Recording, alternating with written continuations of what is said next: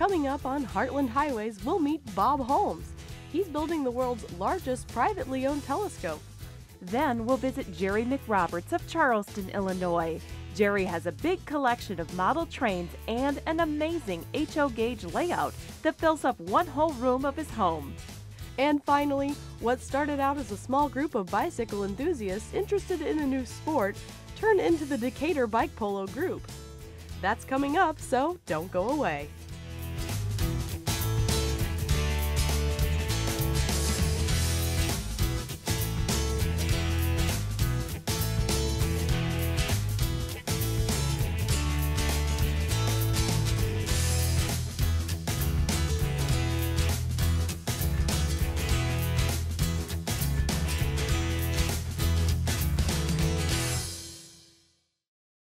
Well, as you know, adventures are our specialty here at Heartland Highways, and this week is no exception. We've put together a collection of people and places you want to check out. First, we're off to the Astronomical Research Institute near our home base of Charleston, Illinois, to talk to Bob Holmes. Bob is building the world's largest privately owned telescope in the world. I mean, it's crazy, but it's really cool, so it's something you definitely have to check out for yourself. Not everyone has buildings like these in their backyard. They may look like sheds, but looks can be deceiving. They're actually small observatories that house the telescopes of amateur astronomer Bob Holmes. Bob is a former professional magazine photographer and self-taught astronomer who took his hobby to a whole new level when he created a nonprofit organization that specializes in near-Earth object research and is connected with NASA. He created the Astronomical Research Institute, or ARI, and focused on involving teachers and students. He eventually added a research component as well. We are currently involved with schools in 30 countries, about 1,200 schools all total, 400 schools all total, 1,200 students. So our outreach is pretty broad in that respect. We have kind of leaned more towards near-Earth object observational research now. So we're working directly with NASA and the Minor Planet Center, and that's in Cambridge, Massachusetts. We do observations on a nightly basis with them, and those observations we send in help define or refine the orbits of near-Earth objects that could potentially hit the Earth. What started, again, back in 2002, I wanted to expand our education public outreach program. It really wasn't for to get involved in research on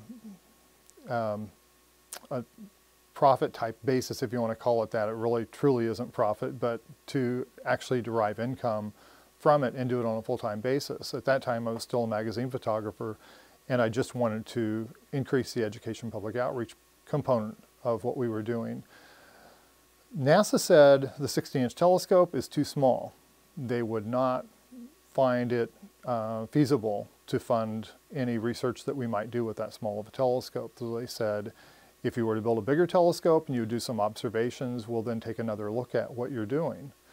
So in 2003, I started building a 32-inch telescope, and it took me 3 years to build that. And about a year after I had built it, NASA came back. I submitted a proposal to NASA, and they came back and said, we're interested. You're doing some good observations, and we'd like to make you a part of the team. So I joined the Space Guard team, and so I'm currently working with NASA on a full-time basis. The observations Bob makes are analyzed by students and experts all over the world. He has continued to build other telescopes, but his most recent and ambitious project has been to take on a 50-inch telescope. Right. A year later, we built a 24-inch telescope, took the 16-inch telescope that they said was too small off. I added the 24-inch telescope, which does a considerable amount of observations at this time, and does this complements the 32-inch telescope. And a few years later, we were not making the discoveries that we were making initially with the 32-inch telescope. And we still make some now, but they have continued to kind of drop off in the number of discoveries. And we wanted to kind of keep going with the discovery aspect of it. So we need a larger telescope in order to make that happen. So in 2007, no, I'm sorry, it's 2008, I started building a 50-inch telescope, and that's 1.3 meters for the scientific community, but this is a fairly large telescope for an individual to take on and build, and this will be the largest research-grade telescope privately owned in the world when it's completed. Bob has no astronomy background, so how did he learn to build a telescope of this magnitude and precision? That's a good question. Interestingly enough, to build things like this, it comes from construction over the years. It wasn't something I learned as a trade per se. I was in the housing construction in the 70s, which allowed me to understand how to build observatories. But as far as building telescopes, I learned how to do that basically on my own. I just would set a plan and build it. I built small telescopes in the 70s, but nothing to the size we're talking about. These were made out of wood, so the new ones are made out of steel and aluminum, and I've just scaled them up. A telescope like this will allow Bob and those who analyze his work many new advantages. The biggest advantage would have to be in the field that I work in, nearest object observations, being able to see fast objects that are very, very faint and be able to follow them much farther than I've been able to follow them to date. Eastern Illinois University students in Charleston who work with Bob will also be able to share this advantage, something the physics department is looking forward to. Oh, I think the training of the students, right? The students are really enthusiastic. They want to get their hands on this wonderful toy, and nice thing is Bob's nice enough that he shares his toys. So the major thing will be what the students can do with this, and the expanded research opportunities that'll be available to our students. So if you're like me, I began to wonder, what did people say when Bob told them he was taking on the building of a 50-inch telescope? My first reaction is, he's got aperture fever really bad. My second reaction is, I bet you that was an interesting conversation with his wife. So, my third reaction is, of course, as I always say, is I wonder if he's told her that he's going to build a 90-inch telescope sometime in the future. I thought, oh my goodness, we're going to have one of the best facilities in the world right in our backyard. And it's amazing that we have such a facility this close doing this kind of research. Well, a lot of people when I started building the 32-inch telescope thought I was a little out of my mind. So you can imagine what they were like when I told them I was building a 50-inch telescope. It's been challenging because most of the components were so large I couldn't move them after I built them. So I had to build them in place. The telescope was never put together during the construction stage as one unit to make sure everything fit. We just measured very, very carefully and said a big prayer. And everything did fit when we installed it with the crane. And that was the first time it had actually ever been put together with all three components that were major pieces. So for a man who's discovered a comet, over 500 asteroids, and created and shared an institute with students and teachers all over the world, you might wonder what's next. There's no telling what challenge Bob may undertake next time, but for now, it's safe to say he'll always have an eye on the sky.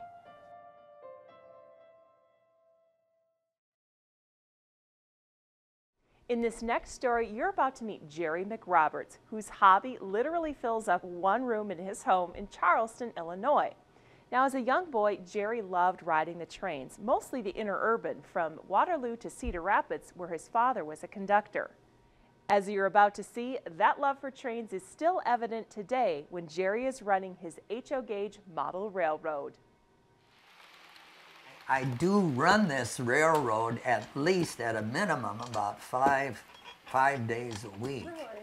And And the joy of the railroad is not running just on the main line, it's actually switching, setting out cars, picking up cars, and doing all that. And it keeps my mind active that way, because I have to figure out the moves in advance.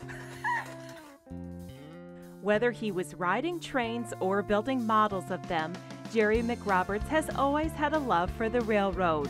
But it was a trip to Chicago in 1948 and the National Railroad Show that introduced him to the world of HO gauge trains. It was near the lake, and they had a Old Faithful replicated there, going up every 60 minutes, and they had all these huge, beautiful locomotives there. And then they had a pavilion in which I saw my first Japanese HO gauge model, brass. It wasn't painted, and I got excited over that. That encounter would jumpstart a lifelong hobby into the world of model trains. This is modeling in gauge. This replicates the actual prototypes of everything, buildings, cars, and I can talk about freight cars and passenger cars as well as automobiles too. Everything is designed to be coordinated with scale. And HO gauge means half O gauge, because O gauge before was the most popular. And big cars, big locomotives, and this was easier. I could put in a bigger layout with HO gauge. What started with individual models progressed into an elaborate and detailed train layout, which Jerry started working on back in the 1960s. This is the old table. This is the L-shaped first section. This is the oldest part here, and you'll notice that it has the most trees, most hills, and everything is concentrated in this old part. The other part of the L runs along the wall, and that was put in, it ended up being finished in 1998. I was designing this layout as I went, and finally I found out I had to put in a tunnel to get to the other end, because I needed more main line. And this was based on the only tunnel that the Illinois Central had in the Midwest. I think it's the only one in the Midwest. At East Dubuque, I was glad that I could get a tunnel in, but I didn't realize that it was going to be so long. Also, I had to be very, very careful with the tunnel as I built the table, because I had to make sure that the rail was right. So I put four spikes, hand built the track, 4 spikes per tie, making sure the thing would not move when the weather changed. And I didn't finish up the layout until I retired in 1998, January 1st, 1998. The hand-built layout sits on top of a furniture-quality, craftsman-inspired table with 3 control drawers, which allows Jerry to run the railroad. I've got miles and miles of cables underneath here. It's just loaded with wire. So this is an old-fashioned layout. I tried sound for a while, and I bought an engine that was for DC and sound, and I tried 2 years to get it to work. It wouldn't switch. Oh, the sound was fine, but it wouldn't switch. As soon as I started switching, I couldn't control anything. And I like the sound of the click, click, click, click on the rails, which is rather comforting. And I'm not the only one. There are others that saying exactly the same thing. The layout models the 1950s. In total, Jerry has 188 railroad cars, 302 trees, 6 bridges, and hundreds of cars, trucks, people, and animals. All are meticulously detailed and inventoried. even little wayside things such as little signs, boxes that we have here. All of this has been inventoried, the people, all the cars, the trucks, everything. So I always knew how much I was spending. And I told my son, I said, someone spends more on golf than I do per year on my layout, and I get a great enjoyment out of this.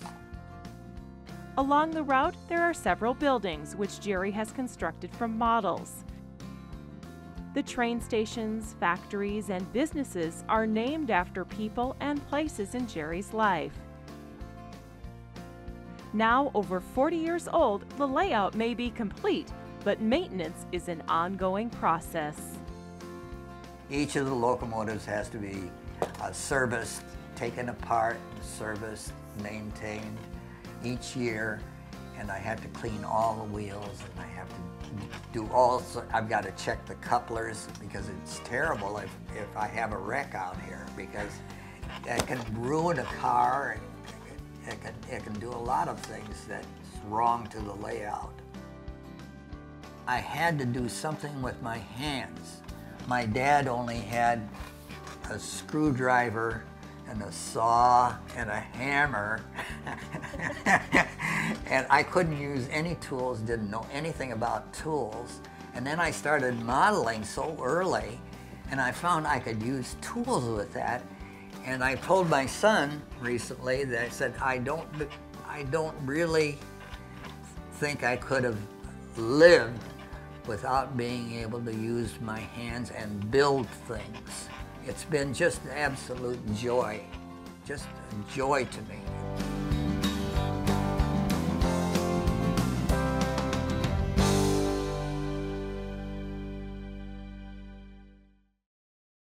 Some of our favorite adventures were ideas that came from viewers like you. If you think there's a place we should see or a person we need to meet, just let us know about it.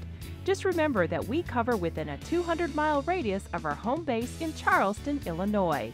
You can email us at heartlandhighways@weiu.net, call us at 1-877-727-9348, or send us a letter to 600 Lincoln Avenue, Charleston, Illinois, 61920. For this last story, we met a unique group of individuals. Some people are cautious, some are risk takers, and some, well, they're just plain crazy. Now, I wouldn't say this next group is crazy per se, but they're definitely not cautious. I took a spin with the Decatur Bike Polo group, and the story just kind of speaks for itself. Take a look.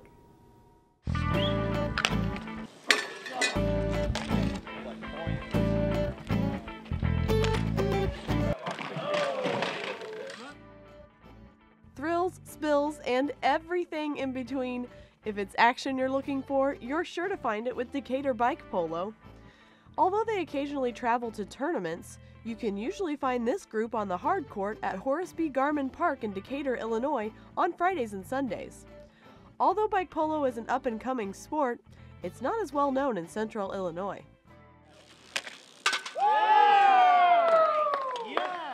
The history of bike polo goes back as long as bikes were around, but they played on grass for a long time.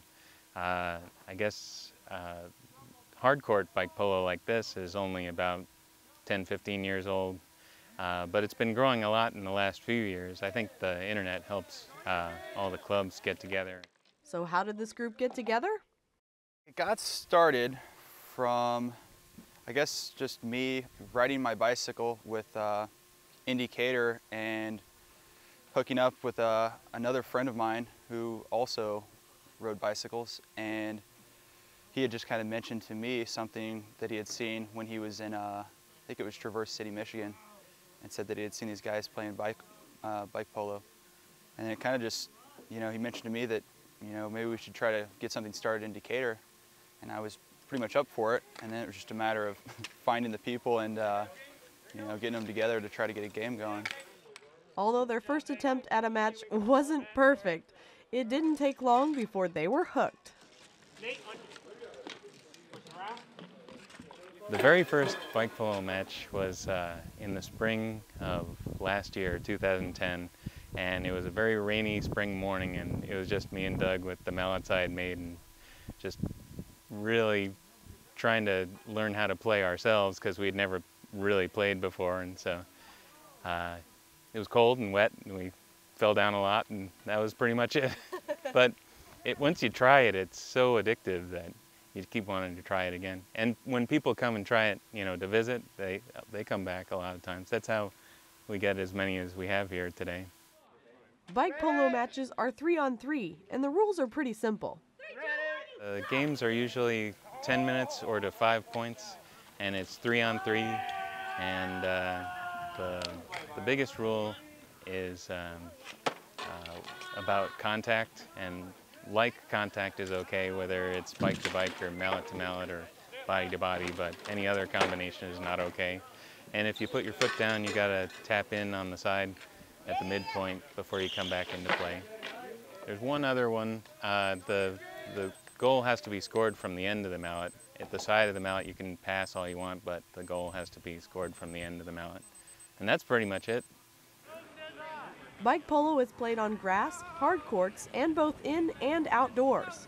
Since it's a newer sport, most players make their own mallets, although they're getting easier to buy. The mallets are like a ski pole, aluminum usually, and a piece of pipe. The pipe has to be strong enough to take some abuse. The PVC type pipe won't work because it'll shatter, but there's an ultra high UHM. It's a very tough plastic that a lot of the newer heads are made of. Your mallet is not only essential to the game, it's what gets you in the game too. Teams are chosen by placing their mallets in a rack.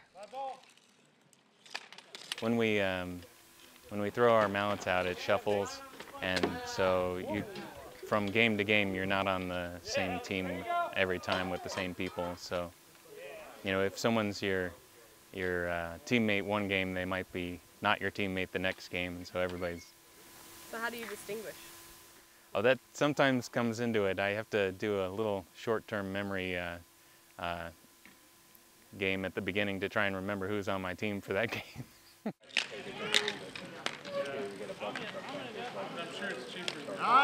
The team aspect of the game seems to be what draws players to it.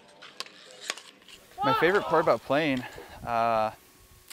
is just, you know, it's a team sport, but you're not working with a huge team, so it's pretty strategic, and it's a lot different than other sports I've played. I come from like a skateboarding background. It's not really a team sport, so this is kind of like a nice in between. What's there not to like?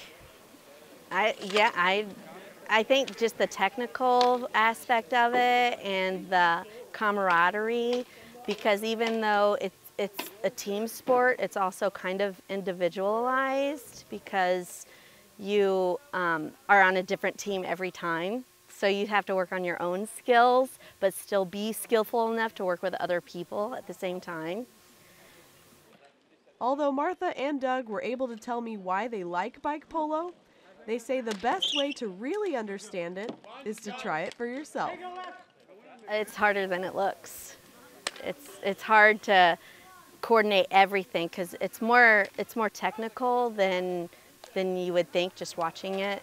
You know, you have to watch the mallet and stay on your bike and keep your feet on the bike. And I think a lot of people, when they first see it, they're kind of intimidated. But the more I got to watching and saw how more technical it is than physical or speed driven, I thought that's when I could probably do that. Until you actually see it, you know, just talking about it just seems kind of weird because not a lot of people know about it as far as Illinois is concerned. So any bikes are allowed. You can just show up and play. If you want to try playing, just stop by like Doug said. But remember, those who want to just watch are welcome too. Maybe we'll see you out there on the courts. Now you can watch Heartland Highways online anytime. Check us out on youtube.com/WEIU-TV.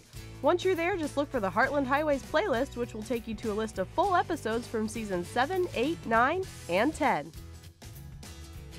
So Kate, did you try bicycle polo for yourself? I did not try bicycle polo for myself. It looked like a few too many bumps and bruises for me, but maybe you should try it, Lori. You're the cyclist. Yeah, I don't think so. That's all the time we have for our show. Thanks so much for joining us.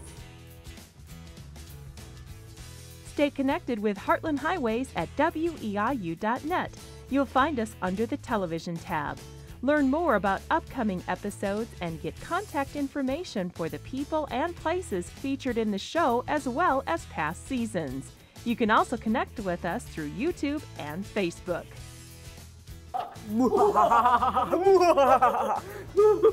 Yeah, we're Our scary. evil plan is coming together. It's like a...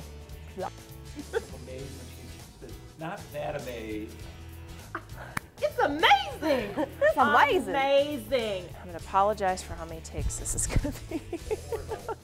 Now, I wouldn't necessarily say this last gloop, gloop, gloop, gloop, gloop.